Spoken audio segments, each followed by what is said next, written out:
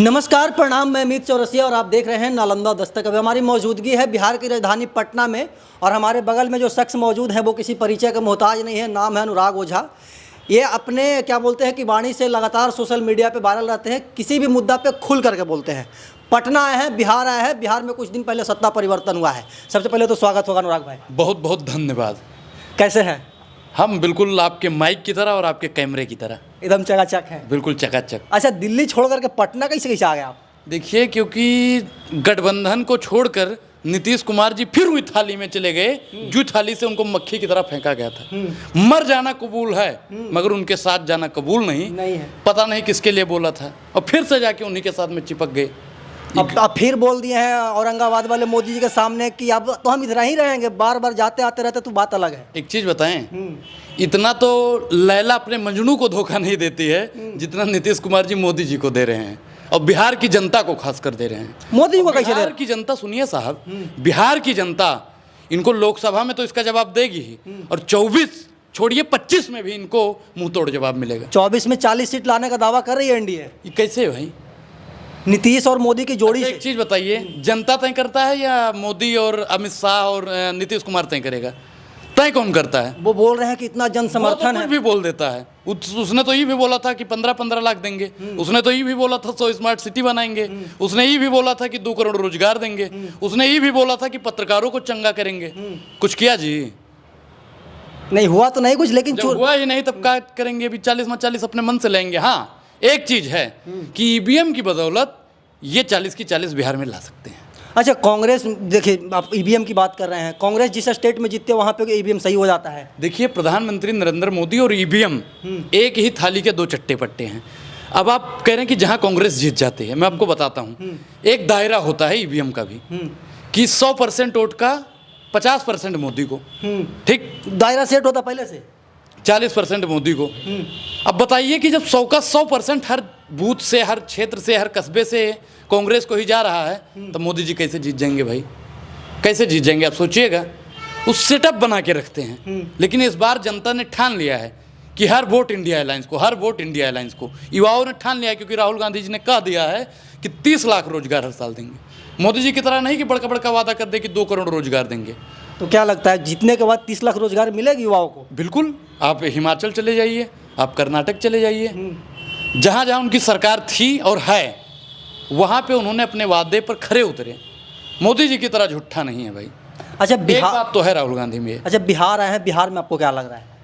बिहार में मैं घूम रहा हूँ पिछले 10 दिन से और बिहार की जनता बता रही कि जब तक तेजस्वी बाबू थे तब तक बिहार चंगा था।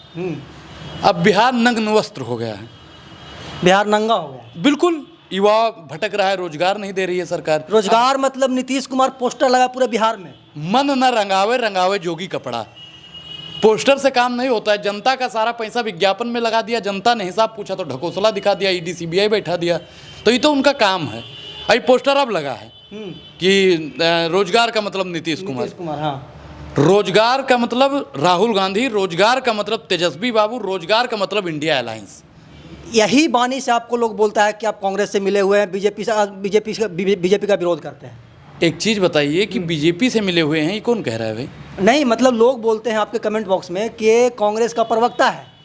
देखिए, अगर जनता की आवाज उठाना, रोजगार की आवाज उठाना, शिक्षा की आवाज उठाना कांग्रेस का प्रवक्ता है तो मैं तो मल्लिकार्जुन खड़गे जी से कहना चाहता हूँ, मुझे कांग्रेस का राष्ट्रीय प्रवक्ता बना दीजिए। चले जाइएगा कांग्रेस। खुला ऑफर दे रहा हूँ भाई। अब मैं लालू प्रसाद यादव जी को भी दे रहा हूँ कि मुझे राष्ट्रीय प्रवक्ता बनाएं, बिहार का प्रदेश प्रवक्ता बनाएं। मैं बनने के लिए तैयार हूँ। हो सके इस वीडियो के बाद आपको अपॉर्चुनिटी मिल जाए। बिल्कुल मुझे मिलनी चाहिए। मैं कह रहा हूँ कि अगर ये हक अधिकार की बात करना, प्रवक्ता बनना है तो मैं ये स्वीकार करता हूँ और मैं ऑफर भी देता हूँ पार्टियों को। अच्छा, भगवा कलर का गमछी लेकर के आप घूमते हैं पूरे बिहार में, पूरे इंडिया में, और बीजेपी का विरोध करते हैं, मोदी जी का विरोध करते हैं, ये कैसे? एक चीज दिखा दें भाई। देखिए 2 मीटर का है, देख रहे हैं ना? और इस पे बीजेपी अगर आप कहीं भी लिखा दिखा देंगे ना, मैं पूरे राजनीति से संन्यास ले लूंगा। नहीं, ऐसा बताया जाता है कि भगवा कलर जो है वो बीजेपी का रजिस्ट्री है। जो पूछ रहा हूँ उसका आप जवाब दीजिए। इसमें कहीं बीजेपी लिखा हुआ है? नहीं लिखा है ना? नहीं। तो आपने कैसे कह दिया कि बीजेपी का भगवा है? लोग, मैं नहीं बोल रहा हूँ, लोग बोलते हैं कि भगवा मतलब बीजेपी। लोग तो कुछ भी कहते हैं। अब एक चीज बताइए, लोग कहते हैं भगवा मतलब बीजेपी। जो उगता हुआ सूरज है वो बीजेपी का है। भगवान राम के ध्वज जो था रथ का वो भगवा था, यानी मोदी जी का है। मोदी जी के खानदान में भी कोई नहीं पैदा होगा जब राम जी रथ से चल रहे थे। हनुमान जी के लंगोटे का रंग क्या है? भगवा है। अब आप कह दीजिएगा कि वो मोदी जी का है। अरे मतलब पत्रकारिता की एक गरिमा होती है और उस गरिमा को आप मत लांघिए पत्रकार महोदय, ज़्यादा बेहतर रहेगा। अच्छा, बिहार में मनीष कश्यप भी चुनाव लड़ने वाले, बोल रहे हैं कि तेजस्वी को खुला चुनौती है। अरे भाई एक चीज़ बताएं, लड़े तो पिछली बार भी कितना वोट मिला था? कितना वोट मिला भाई? मतलब कि 2-3 जमानत जब्त हुआ था और इस बार खाता भी नहीं खुलेगा। ताकि मनीष कश्यप को भी चुनाव लड़ने का अधिकार है, चुनाव लड़ें, लड़ना चाहिए उनको भी, चुनाव लड़ें, हम मना नहीं कर रहे हैं। लेकिन जो मनीष कश्यप थे अब वो मनीष कश्यप नहीं रहे हैं, क्योंकि उन्होंने कहीं ना कहीं अपने स्वाभिमान और अपने जमीर से समझौता कर लिया है। मतलब पहले वाले मनीष कश्यप नहीं रहे, क्योंकि मैं एक समय पर मैं मनीष कश्यप को फॉलो करता था, क्योंकि उनके अंदर जो कलाकारी थी ना, तो सीधा ठूस देते थे, बताइए इंजीनियर साहब ये कैसा हो रहा है, नाली कैसे टूट गया, ये कैसे हो गया, फलाना कैसे हो गया। वो उनकी जो क्वालिटी थी ना वो मुझे पसंद आती थी। लेकिन जब उन्होंने वो फर्जी खबर चलाई, फिर उसके बाद में वो बीजेपी से मिल गए, तो मुझे कहीं ना कहीं अब उन पर शक हो रहा है। जो सन ऑफ बिहार थे ना, अब वो सन ऑफ बीजेपी तक सीमित रह गए।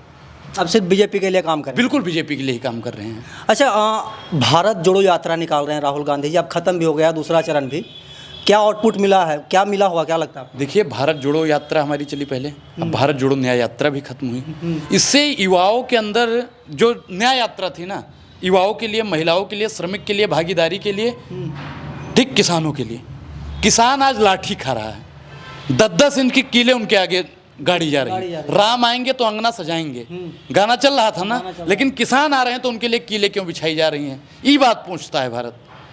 और गोदी मीडिया पे थूकता है भारत।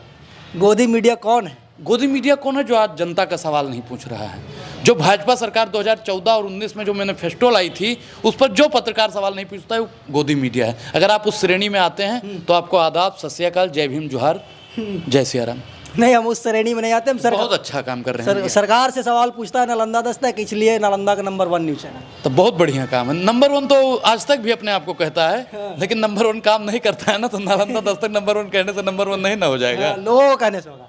लोगों के कहने से होगा, जब लोगों के विचार पे हो जाए कि हाँ नालंदा दस्तक लोगों के विचार पर काम करें। लेकिन अभी मुझे लग रहा है आपके सवालों से कि भाजपा के विचारों पर काम करें। बिल्कुल नहीं। कैसे आपको लग गया? पूछिए 2 करोड़ रोजगार मोदी जी क्यों नहीं दे रहे हैं? हर एक डिबेट में हम पूछते हैं मोदी जी के प्रवक्ताओं से कि कहाँ है आपका रोजगार, कहाँ है आपका क्या बोलते हैं कि जो बोले थे कि हम स्मार्ट सिटी बनाएंगे, स्मार्ट गाँव बनाएंगे, कुछ बना? जवाब उनका क्या होता है? जवाब होता है कि अगले 5 साल में बन जाएगा। अगले 5 साल में बन जाएगा। 5 साल और मौका दीजिए। एक कहावत हमारे गांव में बहुत कही जाती है, जब कोई चुनाव लड़ता है ना, कि खिसियान बिलार खंभा नोचे। तो ठीक उसी प्रकार भाजपा है, उनके समर्थक हैं, उनके प्रवक्ता हैं, तो वो लोग खिसिया जाते हैं जब ऐसे सवाल कोई पूछता है। और आजकल तो कोई सवाल पूछने वाला बचा ही नहीं। अच्छा, कांग्रेस के जो भी सीनियर लीडर हैं, चुनाव करीब है और सब लोग कांग्रेस छोड़ करके बीजेपी में ज्वाइन हो रहे हैं। देखिए, सच है विपत्ति जब आती है, कायर को दहलाती है, सुरमा नहीं विचलित होते, विघ्नों को गले लगाते हैं, कांटों पर राह बनाते हैं। जो विचलित हो जाते हैं ना, जो भटक जाते हैं, भटकाऊ लोग होते हैं। बहुत लोग होते हैं, जहाँ देखिए तवा परात वहीं बिताई सारी रात। तो उन लोगों को, भटकने वाले लोगों का भैया कहीं श्रेणी नहीं है। वो 4 दिन बीजेपी में जाएंगे, 24 में कांग्रेस इंडिया अलायंस की सरकार बनेगी, फिर आ जाएंगे। और मैं एक बात को लेकर बहुत चिंतित रहता हूँ, अगर मोदी जी मुझे सुन रहे हैं तो इस पर ज़रा गौर भी कीजिएगा साहब, कि आप लोग और आपकी भाजपा की लोग कहते हैं कि कांग्रेस मुक्त हम बना देंगे भारत को। बिल्कुल। मैं कंफ्यूज इस बात से रहता हूं कि रातों रात अगर कहीं बीजेपी वाला लोग पलट गया तो इस देश से भाजपा मुक्त भारत न बन जाए, क्योंकि जितना भी भाजपा में लोग बैठा है वो सब कहीं ना कहीं कांग्रेस, आरजेडी, फलाना फलाना ढिमकाना पार्टियों का है। हाँ। मोदी जी खुद भाजपा के नहीं हैं, वो खुद एक समय पे कांग्रेसी हुआ करते थे।